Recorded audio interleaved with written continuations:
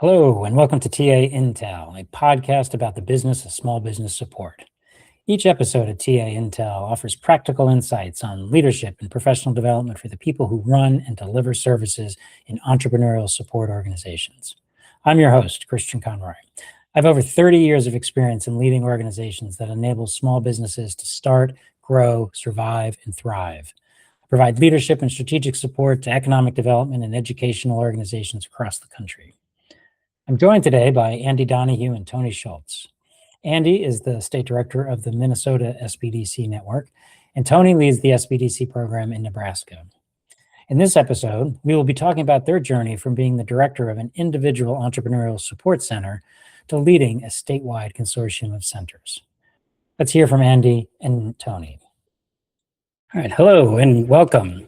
Today, we're talking with Tony Schultz and Andy Donahue. Tony is the state director of the Nebraska SBDC program, and Andy is the director of the Minnesota SBDC. And during this episode, they're going to talk about what it was like to transition from being the director of a single regional center to being the director of their statewide networks. And so before we get into the discussion, maybe if you guys could just give us a quick overview of your programs. And then I'm sure as we go through the remainder of the content here, we'll probably learn more about your background. But Tony, tell us a little bit about the Nebraska SBDC network. Yeah, absolutely, Christian. So Nebraska SBDC is a program of the Nebraska Business Development Center. We were actually one of the original SBDCs in the country, so we kind of have that claim to fame, one of the very first ones. So the Nebraska network is fairly small, so as you can imagine, based on population, we're one of the minimally funded states, so we don't have a large budget. We have 7 centers across Nebraska, so we cover every county in Nebraska. We're actually adding an 8th center, so we had an 8th center come on this year, so more to serve our Omaha metro. So if you look at the state of Nebraska, Omaha and Lincoln are typically our heavy population metro centers. The rest of Nebraska is mostly rural. If you look at the total population of Nebraska, it's about 2 million people. We just crossed the 2 million threshold. So fairly small state, fairly small population, but huge, large geographic areas. So most of our centers are one-person centers. They do the consulting, they do the outreach, do all that fun stuff all together. And that's kind of a quick snapshot of the Nebraska SBDC. All right, great. Thanks, Tony. Andy, tell us about the Minnesota program. Yeah, thanks, Christian. Very similar to Tony, Minnesota is one of the first pilot programs that came about through the Small Business Act with the SBA and the SBDC program. The one difference I think that we have is we are a state-run organization or state-run hosted. So we're one of the 7 are still grandfathered under the previous amendment that was with the Small Business Act and how it could be open to everybody. So we are not under higher education. So we're hosted by the Department of Employment Economic Development under the state of Minnesota, which does give us a little bit of flexibility on, how we run things, the collaborations that we have with our statewide partners, along with our sister organizations within the agency itself. So for us, we have 3 members that are under our leadership team, and then we have 9 regional centers statewide. And it's a little bit different where they're not all tied to higher education institutions. So we have 5 that are tied to the state-run higher education program through the state of Minnesota, or the Minnesota state system. We have 1 private university and college, and then we also have 3 that are tied to nonprofit organizations. So 2 that are tied to economic development, and 1 that is tied to a foundation. So with that, we have program staff that are hosted or employed by each of those host institutions. But then we run our consulting through independent contractors. So throughout the state, we have about 125 different independent contractors that range in the general business assistance planning, financial modeling, marketing, operations, but then a little bit of specialty service around manufacturing, AI, food and beverage, and such. As for population and such, so we're about 5.7 million, so a little bit bigger than Nebraska, but similar in ways where we do have, primarily a couple metro urban areas, but very much rural across the greater part of the state. So our regions are very vast, outside of the Twin Cities area, where there are a couple of regions that are as big as some other states throughout the country. So we do have a lot of geography that our regional directors cover, throughout that. For funding, we do get about 2.3 million from the SBA, but then we also have a total budget of about 6.5 million. I would say about 65 to 70% of that is cash. So we are a growing network. We have a variety of different things that are happening to not only increase capacity, but also give us some additional resources that can really provide that technical assistance. That's really interesting that I wasn't aware of this, that both of you, are experiencing growth right now in terms of building capacity within your networks. And that could kind of take us down a whole different road. But really what we wanted to just focus on here is, what it's been like coming into your role. And both of you started out with previous experience working in the Small Business Development Center program as the director of a local regionally focused center. And, what I'm curious about maybe to get started is, why after doing that, did you want to move up and become the director of the whole network? Tony, why don't we start with you? Okay. So I started off at the Omaha SBDC. So when I was with them, I came from kind of the world of real estate, did a lot of real estate development. And one of the things that was always interesting was working with clients. I really enjoyed that piece of working with clients, and that was kind of a nice transition over to the SBDC work. And then I thought, well, if I work with clients, what are some other things I can do to support the network? And I sort of started taking on some additional responsibilities, and you sort of get voluntold to do things every now and then. You're like, I'll take it, it's fine. And you kind of grow in that role. And I think over that time, I realized I could have a fairly significant impact over the entire program versus maybe just the impact I had over that center. So I think that's why it interested me, is having that total impact versus maybe more of a regional impact. And I've been in Nebraska all my life. I love Nebraska, never lived anywhere else. So I want to see Nebraska do well. So that's another reason. All right, good. Andy, you were a local director for many years, correct?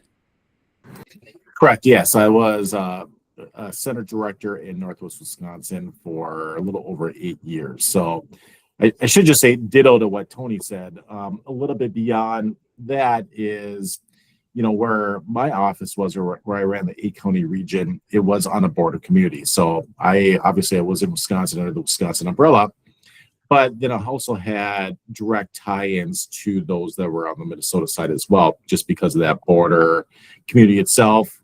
I had 3 different counties that were just adjacent to the Minnesota-Wisconsin border. So there was already a lot of cross-border collaboration, that was happening, across both networks itself.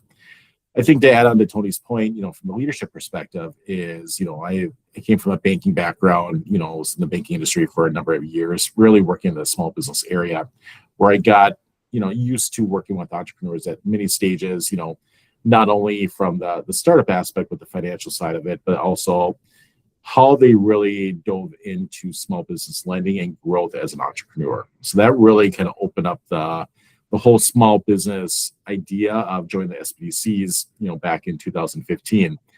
But then from there, it was, growing as an individual and as a leader, not only in our region itself, but also as a colleague and team member throughout the state. So joining different ad hoc committees, being, part of different idea generation and what might be happening to grow the network. But then also looking at different abilities and how we could develop that ecosystem as a whole and really showcase the growth of entrepreneurs. You kind of touched on my next question there, Andy, which was going to be, how did you prepare yourself, for this leadership, advancement? Tony, what did you do to help prepare you to take on this role?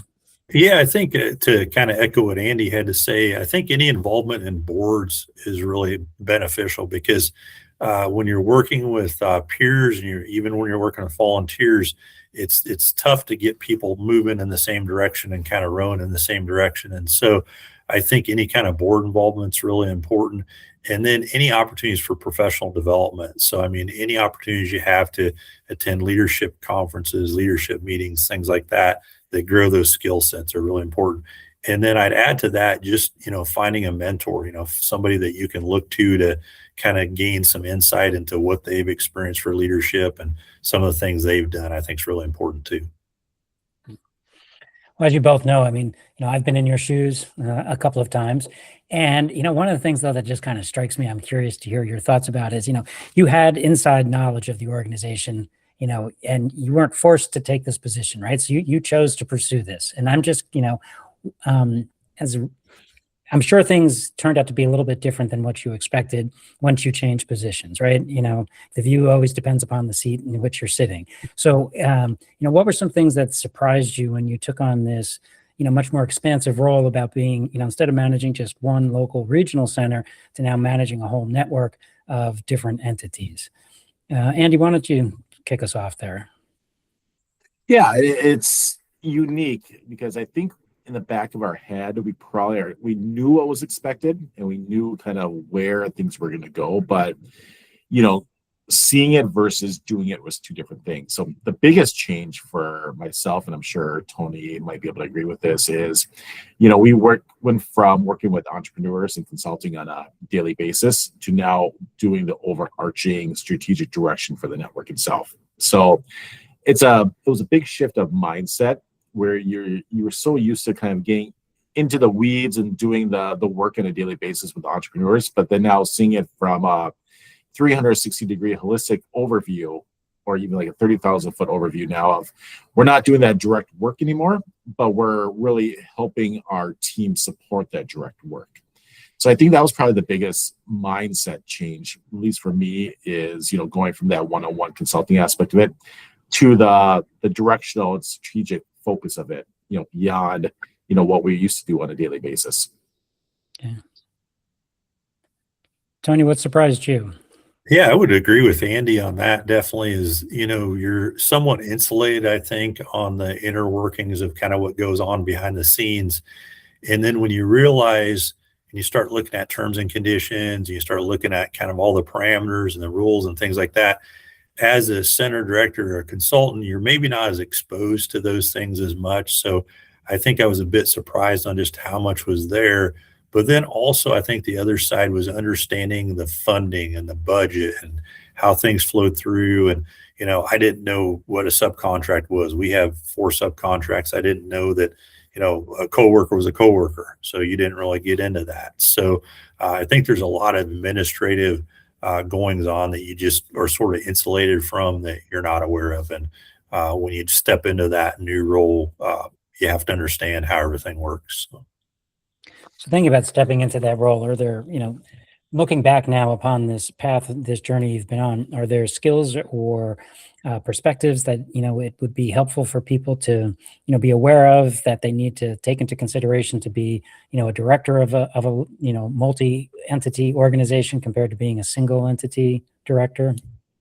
Well, one of the things that I kind of want to echo what Tony mentioned earlier about joining boards or, different organizations that can help. One of the things that I started when I was in Wisconsin and finished was, being a certified economic developer through the International Economic Development Organization, and truly trying to understand the landscape of economic development as a whole, knowing that entrepreneurship plays such a big part in that. And I would say that's something that has remained consistent, even in this journey now as the state director, is, being tied to that economic development community. And, we have 87 counties here within Minnesota, but then within those 87 counties, how many different cities, towns, municipalities have economic development framework, tied to that, and how entrepreneurship plays such a large part.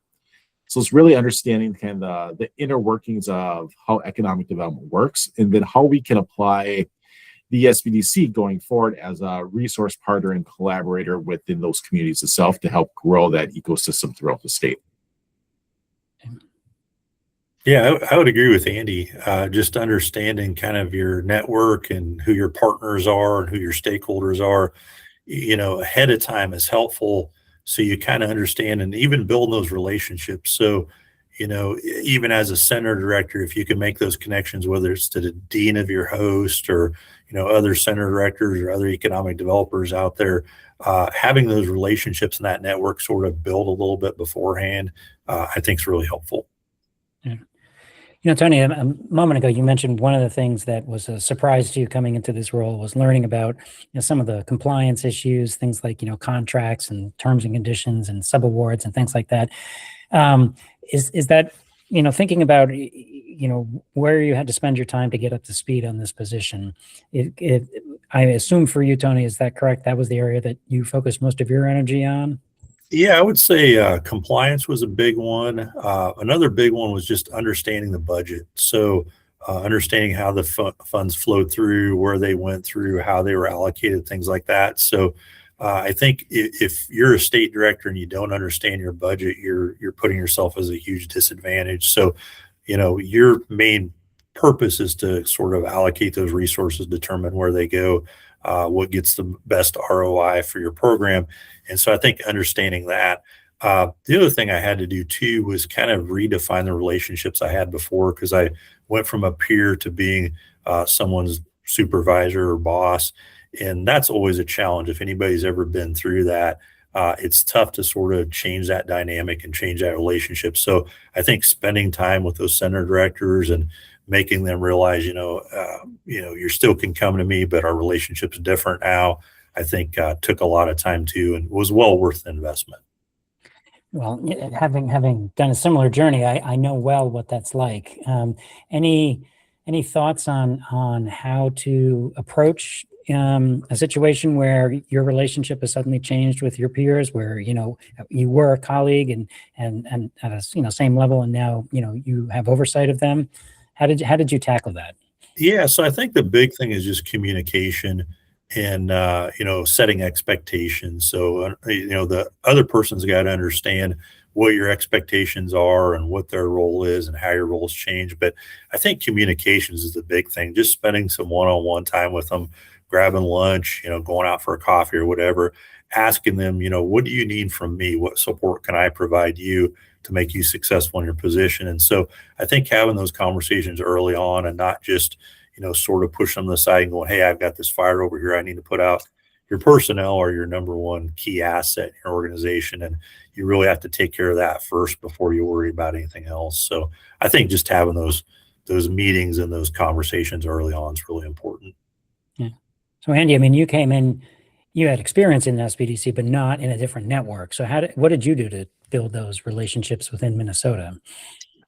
Yeah, it was really understanding your team right away. It wasn't making any drastic changes, even though you have great ideas, what you want to implement, or things that are what maybe you're used to on the other side of it. But really, like Tony said, grabbing lunch, sitting down for coffee, but having more one-on-one meetings with individuals, not only internally, but also externally as well, just to understand the vibe and how the network was run and what challenges, but also what opportunities existed, within peers. So really trying to, see it from their view, since they were kind of the experts in the network and somebody else brand new was coming in as the leader, how did they see things? What opportunities were out there that they could see being a difference? But then also trying to understand their daily workload as well and make things easier for them as they navigate, their work, as a regional director. I'm sure that you probably both, experienced this, that, when you're coming in, there's always anxiety about change. There's hesitancy, I think, towards new leadership. People can kind of be very reluctant to be engaging, even if you make that effort to, take them out for coffee or, have these one-on-one meetings. But you need to figure out a balance between, how do you establish your authority and how do you, instill trust within your team? Did you run into, was that something that you encountered as you've grown into your position here in terms of, establishing your authority as the leader of the overall program, and then also, building a culture that really kind of embraces trust? Yeah, I think the key word you use there is trust. If you have that trust already sort of built from your center director position, so you've worked with these folks before, you've done referrals back and forth, you've supported each other, you've made phone calls of, hey, I've got this client that does this.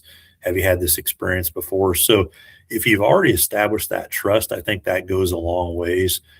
So just thinking about that was beneficial, but also like Andy mentioned, not going in and with a chainsaw, but more of a scalpel, what adjustments do we need to make, but we're not going to cut the whole tree down kind of thing. So I think that's important too, is just, taking the approach that if things are already working, you don't need a lot of changes, maybe a few just shifts here and there. But yeah, I think that's a good approach to things. I could see it being more challenging for you, Andy, coming in as an outsider, whereas, Tony was already inside the Nebraska program. What did you experience? Yeah, I wouldn't even say it was more of a challenge. It was an opportunity that presented itself. And there's two different things that I would say really were brought to light, or that I, made sure the team knew. Is number one, that there certainly was an open door. Ideas, conversations, anything under the sun that anybody wanted to bring up, not only from the consultant level, but also from a leadership level. They had, my contact information, my phone number. They could email, text, call, whatever. And we could have that conversation at any time. I wanted to make sure that they knew that they were valued and their opinion did matter, with anything that was under the SBDC. But I think also the second thing that's even maybe more important is it's their network as a Minnesota SBDC team, the network itself. And, even though we might do the oversight and help steer the ship, we came at it with, this is their program.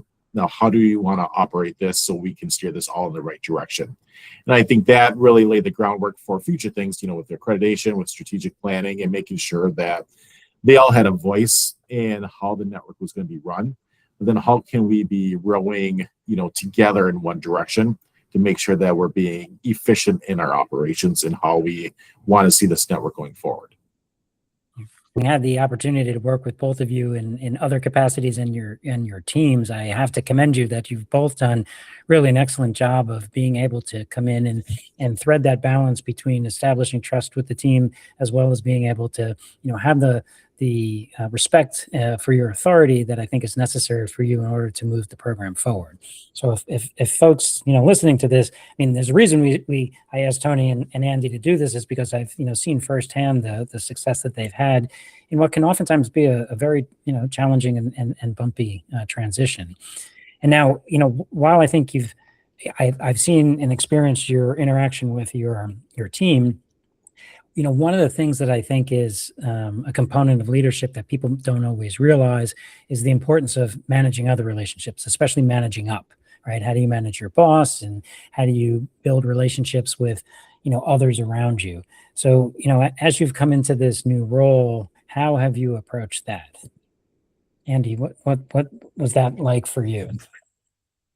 Yeah, especially with my direct supervisor coming in almost at the same time that I did, we were both in a unique position where we were able to kind of grow not only our internal SBDC team, but also our overall team with the Office of Small Business and Innovation at DEED.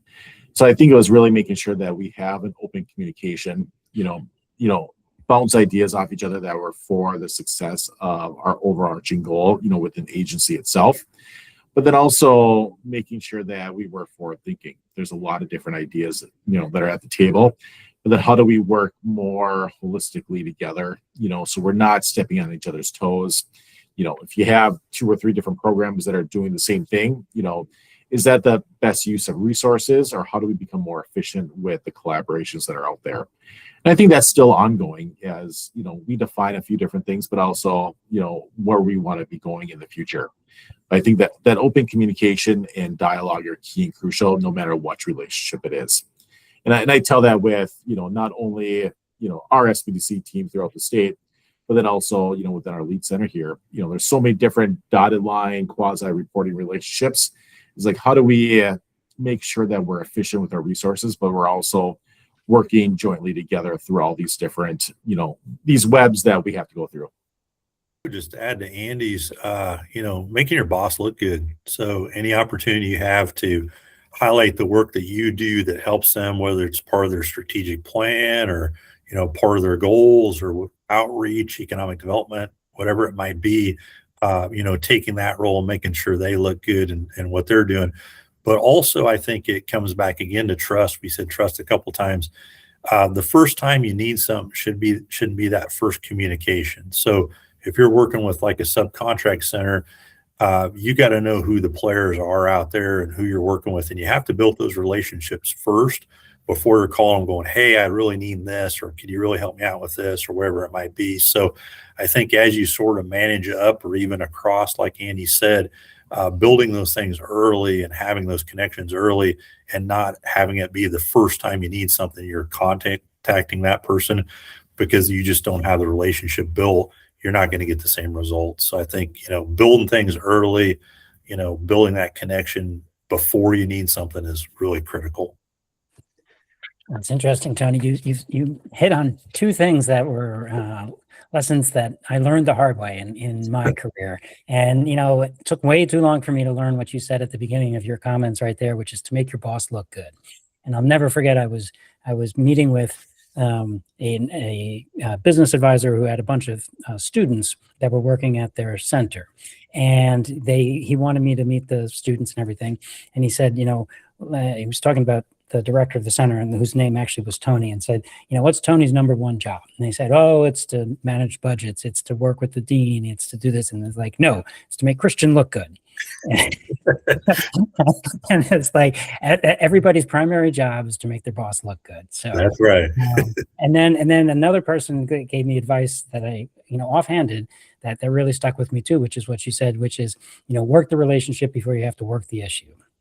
And that's served me well. I want to circle back to something that both of you commented on at the beginning when you were talking about your pathway to coming into this position. And you talked about how one of the things that you really liked about your previous position was the work that you did with clients. And, now that you're in this, broader, more administratively focused role, how do you maintain that connection to, our customer base?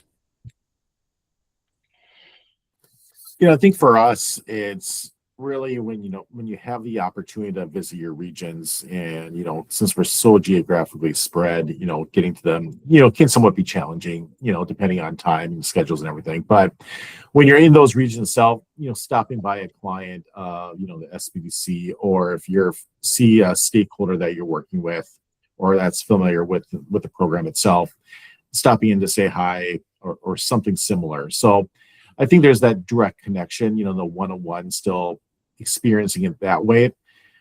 From the lead center perspective and the work that, we do in here in Minnesota, but, seeing the success stories that come out of our regions, seeing that impact, the numbers, the tangible results that they're doing on a one-on-one basis, and to learn some of those best practices about what is making them successful. It kind of brings you back to your old, your regional center director days of what made one of us successful in the work that we're doing, and seeing some of those parallels or seeing some of those similarities, and giving kind of that insight of best practices of what worked well for us, even though we've been in it for a little bit of time, but also learning from them about their best practices and how they're engaging with that client or those experiences. It still allows you to have that connectivity to the direct work in the field. And then when you hear those stories, you're able to go, see it firsthand when you're visiting a business, or if you're at some sort of event where maybe a client or two are at itself. And I just tack onto that. It's the one thing that I probably missed the most from being a center director is the client interaction, the client consulting. And I think what's unique about Andy and I, maybe to a certain extent, is we've done the work. So when we're working on a role now, we sort of know what those center directors and those consultants go through. So we've been in their shoes. Mm-hmm. And so it's nice because you can kind of call baloney sometimes if you need to, or you can say, well, that's not the way we probably should do things there. So I think that's to the advantage. But connecting to clients now, I think doing tours is really great. So if you're out in a region and you've got a really nice client out there that will take you on a nice tour, I've gone on tours of different manufacturers where they'll take you through and walk you through the whole facility and explain how they design certain things and how it works and how they ship it and where it goes. And so you get more of a soft and fuzzy feeling from that, because before you would get it directly from the client. Now it's sort of, you don't have that same connection, so you don't always get that fuzzy feeling. But if you can get out there and do some of those, read the success stories, make some of those connections, I think you can still get that feeling like, hey, good things are happening out here. Yeah, no, it's one of the best parts of the job, I think. It is, It for is. sure. Yeah. So this has been a really, I think, rich and insightful conversation. And I just would be curious from your perspective, what to kind of wrap this up, what do you see as, one or two key takeaways from this conversation that would be helpful to others? I think, even in this role, coming up on 3 years here in a little over a month and a half, it's probably over 3 years when this airs. Give yourself patience and grace, when you're learning. There's a lot of nuances and key learnings from this program itself. We all know that every network is different. So really embracing, your strengths as a leader, but then also embracing your team and their knowledge. I think that's key and crucial from at least this conversation is, you might be new to your position, but also surround yourself with the individuals that can help you develop this position even further, develop your network. So building that relationship, maintaining that trust is probably key and crucial. But then also, not forgetting some of the roots of, what drives the program itself. So those relationships do matter externally as well. So continuously to build those, in your communities and throughout the regions, the state, to help your SBDC regional offices grow, from inside out. Okay. And I think I would add to that, building your network. So when you first come in as a state director, I remember going to my first membership meeting and knowing maybe 2 people in the whole room and just feeling kind of uncomfortable and, not knowing what to expect anything. And, everybody was very welcoming. I've never called anybody where they said, I'm too busy, call somebody else. That's never happened. So I think that as a program, as an SBDC, we have a really strong network. Build that network. So when you're new, find you a mentor, make some connections. Find a great guy like Andy where you can call him up and say, Andy, I'm having trouble with this. How would you handle it, or what would you do? So I think that's really a huge help, is just having those resources that are out there for other state directors and other associate state directors that you can connect to find those answers you need, because you're not going to know those answers. You're going to be frustrated starting off because we all think we should know everything when we go into a role, but we never do, even though you think you should. It doesn't happen. So by building that network, you have those resources, and don't be afraid to bring in a consultant. Christian came in and helped us with their strategic planning. I had basically zero experience on that. His group came in, helped us strategic plan for our network. So again, don't be afraid to ask for help, because there's help out there. Tap into that help, tap into your network. Don't fight the fight alone, because you need some help. So. Well, thank you for the plug. That was not intentional. There was no request made of the guests to plug the moderator here. I'll wait for that $5 lunch ticket. All right. But I will say I did have wonderful experiences working with both your teams, so I really appreciate that, and I appreciate you taking the time here today to share a little bit more about what it's been like to take this journey to become the director of a statewide program. And it sounds like you're both have made tremendous strides, and I think that there's a lot of growth and positive things happening in your programs, and I certainly hope that continues. So again, Tony, Andy, thank you very much for joining us. Thanks, Christian. Thanks, Christian. Appreciate it. Thank you for joining us. We would appreciate it if you could do 3 things. 1, subscribe to this podcast, TA Intel. 2, share this podcast with your colleagues. And 3, leave us a comment on what you'd like for us to cover in future episodes. We hope you would join us again in other podcasts of TA Intel. And before we go, here's a quick overview of the Ascend Accreditation Accelerator. Welcome to the Ascend Accreditation Accelerator. This program is designed to help you streamline your accreditation process. The purpose of the Ascend program is to ensure you are fully prepared for accreditation. We will help you assemble the necessary documentation and understand the standards. Through Ascend, you will receive tools for development, management, and benchmarking. You will also get samples, interview exposure, and an assessment tool for your program's operations. The program includes 7 on-demand webinars detailing the Ascend model process. It also features 6 live peer learning sessions on Wednesdays. Ascend provides 3 key tools and essential resources to demonstrate meeting the standards. A key item is the Accreditation Documentation Tool. This helps manage the materials to include in the self-study. The program also includes a benchmarking tool with charts and data to compare your performance against peers. You will use the Ascend Key Components Assessment to review strategic thinking, planning, and program results for learning and improvement. You will learn from veteran SBDC leaders with real-world experience, who will share proven and tailored approaches to manage your program and achieve accreditation. Registration for the 2026 Ascend Accreditation Accelerator cohort is now open. Be sure to register before the deadline on August 7th. You can find more details and registration information at www.taadvisors.org/courses. For more information on the Ascend Accreditation Accelerator or any of our services, please contact Christian Conroy.